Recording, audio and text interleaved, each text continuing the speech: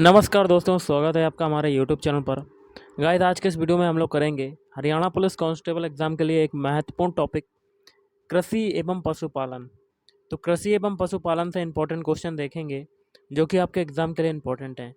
तो video start करने से पहले आप लोगों से एक बात कहना चाहूँगा कि जिन दोस्तों ने चैनल को सब्सक्राइब नहीं किया तो प्लीज़ चैनल को सब्सक्राइब कर लीजिएगा और पास में जो बेल आइकन होता है उसको भी जरूर दबा लें। चलिए शुरू करते हैं। तो गाइस, आज के सेशन में पहला क्वेश्चन है, भारतीय कृषि अनुसंधान संस्थान कहाँ पर स्थित है?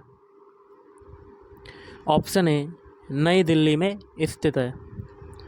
भारत में हरित क्रांति के जन्मदाता कौन है? तो भारत में हरित क्रांति के जो जन्मदाता हैं उनका नाम है ऑप्शन बी, एम.एस. स्वामीनाथन। प्राकृतिक कृषि का अन्वेषक है। तो प्राकृतिक कृषि का अन्वेषक कौन सा है? तो एम.एस. रंधावा। भारत में फसल के प्रकार को निर्धारित किया गया है। तो किससे निर्धारित किया गया है? ऑप्शन डी, वर्षा के परिमाण और तापक्रम द्वारा। रेगिस्तान में पाई जाने वाली वनस्पति को क्या कहते हैं? तो रेगिस्तान में पाई जाने वाली वनस्पति को कहते हैं ऑप्शन बी, जीरोफाइट्स। भारत में फूलों की अधिकतम किस्में पाई जाती हैं। तो किसमें पाई जाती हैं? ऑप्शन सी, उत्तरांचल में। खरीफ का मौसम कब होता है? तो खरीफ का मौसम होता है आपका ऑप्शन सी, जून और सितंबर के बीच। विश्व में प्राकृतिक रबड़ का सबसे बड़ा उत्पादक देश जो है वो कौन सा है? Option D, Thailand. भारतीय दलहन अनुसंधान संस्थान अवस्थित है। तो ये हो जाएगा ऑप्शन बी, कानपुर में। झूम खेती प्रचलित है। तो ऑप्शन बी, असम क्षेत्र में। अगला है, सिनकोना पौधे के किस भाग से कुनैन प्राप्त किया जाता है? तो ऑप्शन ए, तने की छाल से प्राप्त किया जाता है। अगला है, पौधे नाइट्रोजन को किस रूप से ग्रहण करते हैं? तो ऑप्शन सी, नाइट्रेट। पूर्ण पुष्प में पाया जाता है। तो क्या पाया जाता है? सभी चारों चक्र। अगला क्वेश्चन है, फूल गोभी का खाने योग्य भाग है, कौन सा भाग है? ऑप्शन बी, पुष्पक्रम। नारियल का फल होता है। तो नारियल का फल होता है ऑप्शन सी, डूपी। विश्व वन दिवस है तो कब मनाया जाता है विश्व वन दिवस? 21 मार्च को। अगला है, पौधे के रस को चूस लेने वाला सबसे छोटा कीट कौन सा है? तो ऑप्शन ए, एफिड। सबसे बड़े पुष्प होते हैं। तो सबसे बड़े पुष्प होते हैं ऑप्शन बी, रेफलेशिया के। चाय में लाल कीट का कारण क्या होता है? तो चाय में लाल कीट का कारण होता है हरी शैवाल। ऑप्शन सी, हरी शैवाल। अगला है, किसमें बीज नहीं बनते? ऑप्शन सी, फर्न में बीज नहीं बनते। किसमें नहीं बनते? फर्न में बीज नहीं बनते। नींबू में कैंकर रोग होता है। तो ऑप्शन बी, जीवाणु से। मटर में मार्स रोग का कारण क्या है? तो मटर में मार्स रोग का कारण है ऑप्शन बी, मैग्नीज की कमी, मतलब एमएन की कमी। भारत का विश्व में गेहूं उत्पादन में कौन सा स्थान है? तो सेकेंड नंबर, द्वितीय स्थान। निम्नलिखित में कौन सा असत्य फल है?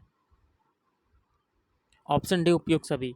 काजू, सेब और नाशपाती, ये क्या है? तीनों असत्य फल।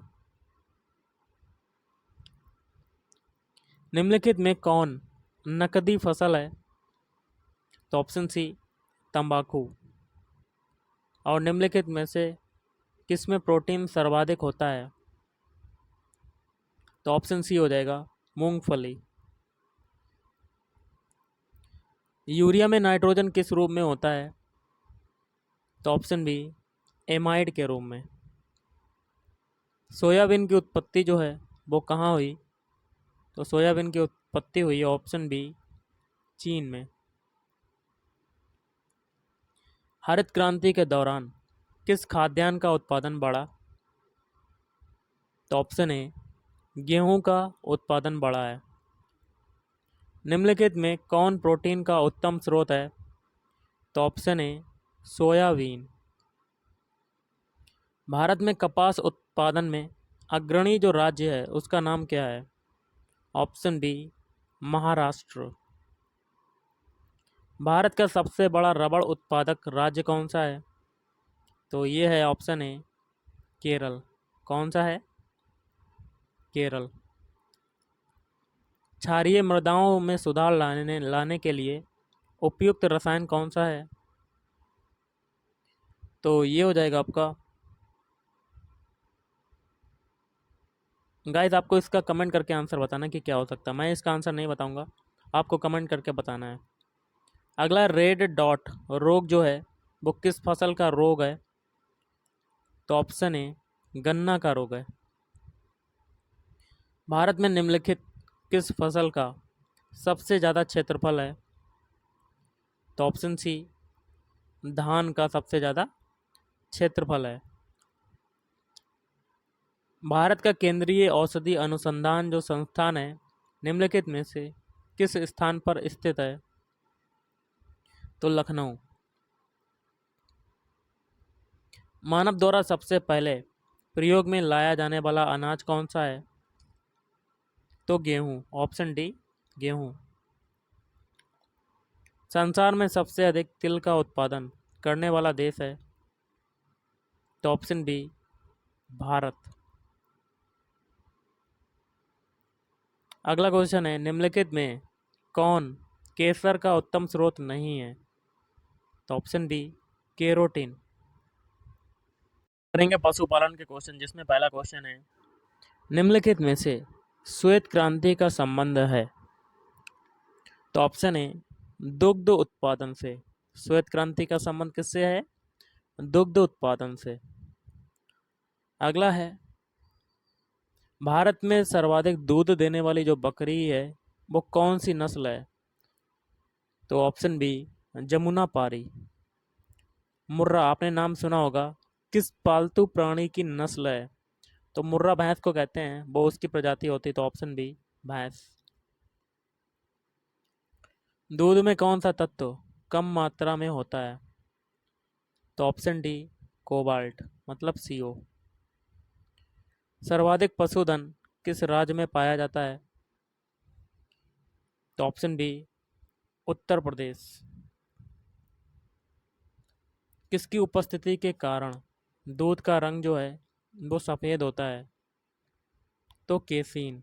केसिन की उपस्थिति के कारण।